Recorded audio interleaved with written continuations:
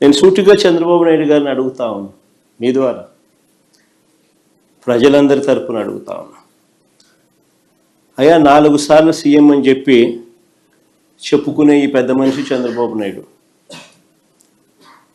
నేను అడుగుతా ఉన్నా, భూముల రీసర్వే చేయాలన్న కనీస ఆలోచన అయినా కూడా నీకు ఎప్పుడైనా గతంలో వచ్చిందా అని? కనీసం ఆలోచన అయినా నీకు గతంలో ఎప్పుడైనా వచ్చిందా అని?